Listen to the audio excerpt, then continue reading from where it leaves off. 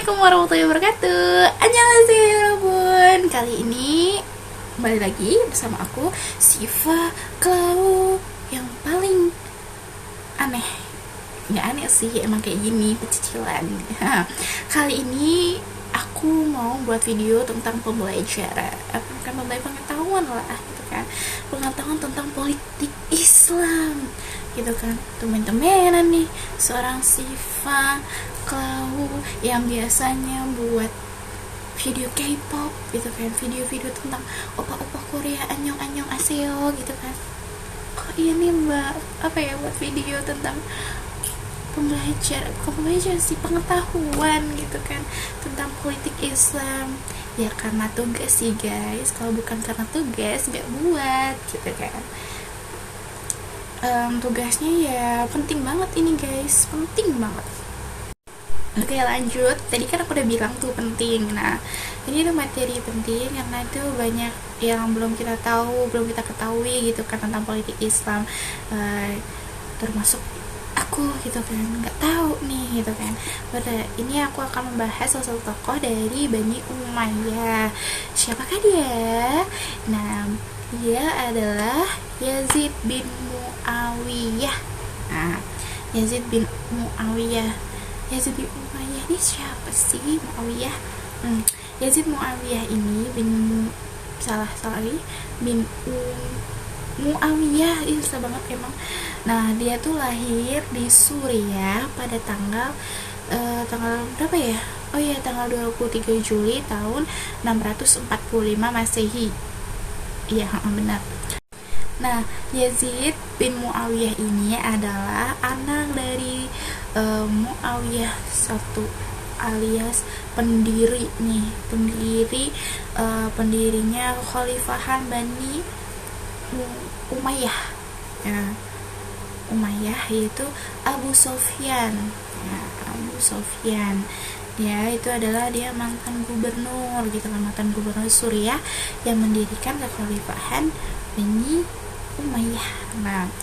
Nah selain ayahnya yang berperan penting nih, maksudnya emang orang penting gitu kan, terus ada ibunya nih namanya Maisun bin Bahdal. Nah Maisun bin Bahdal ini adalah putri seorang tokoh penting dari Banu Ka'ab. Nah gitu. Lanjut pada si Yazid ini kan, semasa kekhalifahan ayahnya dia itu menjadi seorang panglima yang sangat penting dalam melawan Romawi Timur atau Bizantium. Nah itu selanjutnya pada tahun 668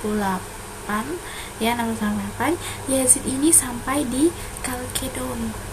Apa sih Chalcedon? Ya itu pokoknya, dan mengambil alih kota penting di Bizantium. Nah selain itu Yazid juga itu melawan atau mencoba menaklukkan Konstantinopel nih, tapi ya mencoba tapi gagal guys. Nah si Yazid ini gagal. Oke, selanjutnya pada tahun 680 Masehi Muawiyah I itu meninggal dunia, alias bapaknya si Yazid ini, Abu Sofyan gitu kan. Nah sehingga tuh kedudukan bapaknya atau Muawiyah I itu diwariskan ke siapa? Ya ke Yazid ini gitu kan, Yazid bin Muawiyah.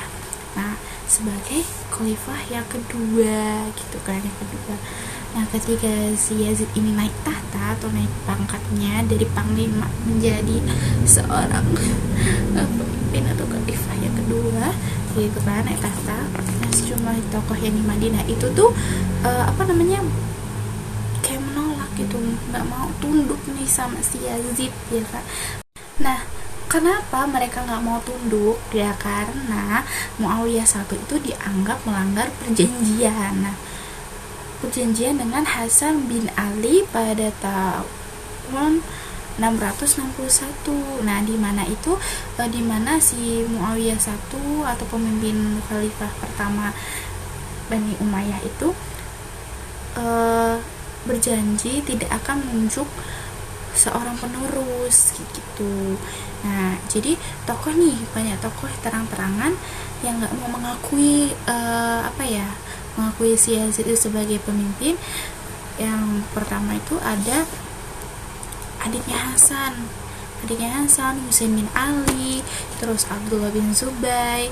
Nah, selain itu pemindahan kekuasaan dari ayah ke anak itu juga tidak sesuai dengan budaya Arab pada saat itu. Nah, kebencian sebagian golongan muslim itu bertambah, guys. Karena apa?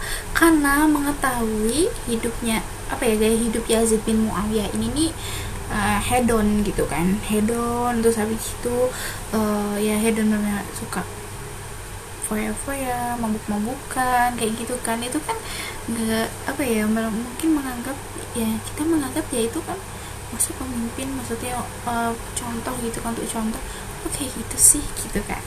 Nah, setelah resmi menjadi khalifah, Yazid Muawiyah ini nih menuntut sumpah setia dari para gubernur. Nah, Yazid ini mau ngirimin surat nih sama ke gubernur Madinah. Nah, Walid bin Uqbah terus meminta untuk memaksa menjamin kesetiaan dari Husain. Nah, Abdullah bin Zubair harus dipaksa menyatakan Abdullah bin Zubair ini harus dipaksa untuk menyatakan sumpah setia kepada Yazid. Sementara bin Umar dibiarkan karena dianggap tidak berbahaya gitu.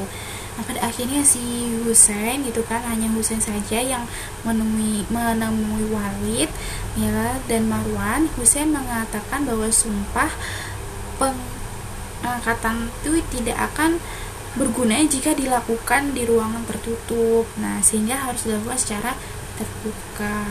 Seperti hatiku ini selalu terbuka untukmu. Enggak bercanda. Lanjut. Nah, Walid pun setuju dengan pendapat Husain. Nah, kemudian membiarkan pergi dan tidak memperlakukannya dengan buruk karena merupakan cucu Rasulullah. Walaupun itu sebenarnya itu ditentang sama oleh Marwan gitu kan, Husain itu berhasil pergi nih.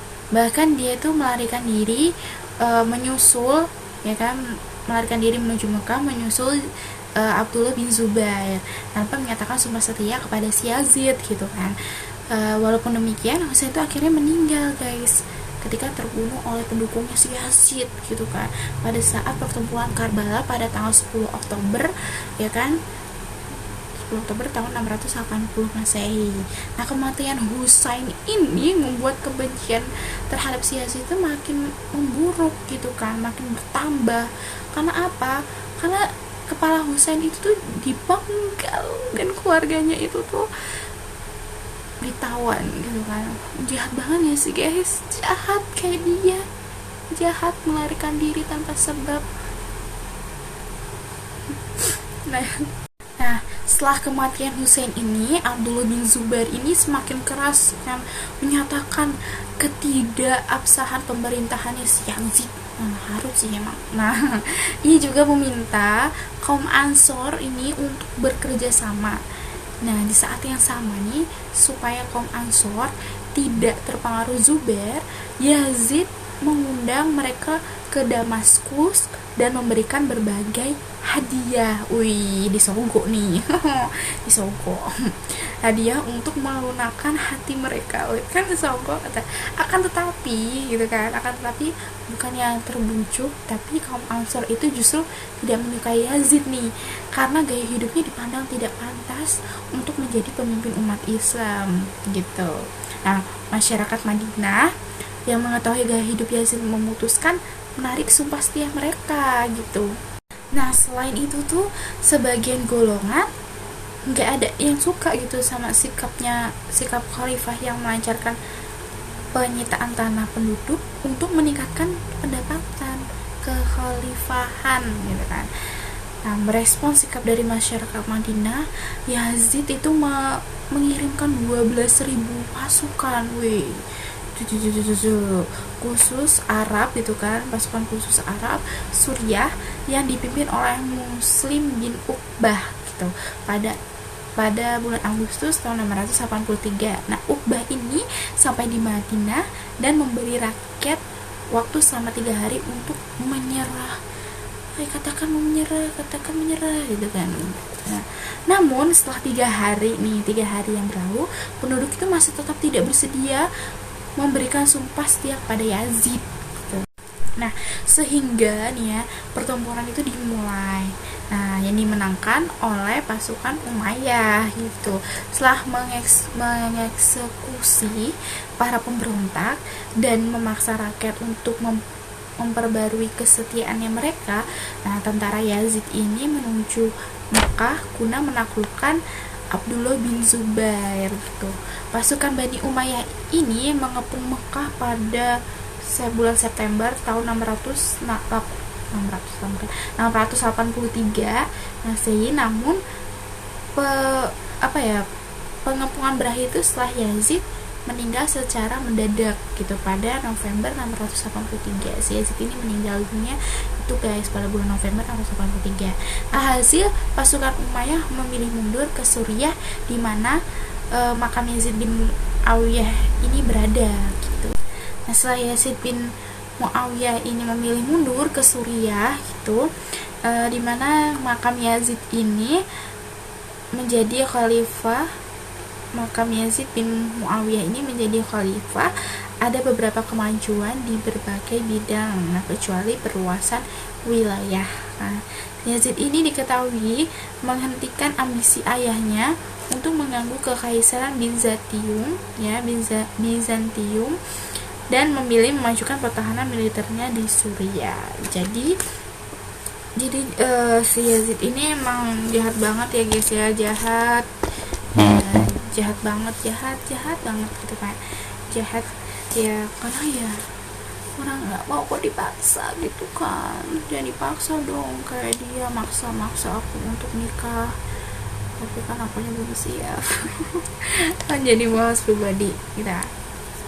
Oke, sekian tadi cerita tentang biografi dari salah satu tokoh ya, khalifah kedua dari Bani Umayyah, yaitu Yazid bin Muawiyah, ya kan. Jika aku ada salah kata atau tutur kataku emang belibet ya, mohon maaf ya, memang beginilah aku kalau ngomong emang suka belibet, tidak pernah mengasah skill untuk berbicara atau public speaking ya, memang seperti ini. Jika ada salah, aku mohon maaf kepada Allah, mohon ampun. Wabillahi taufiq wal hidayah. Wassalamualaikum warahmatullahi wabarakatuh.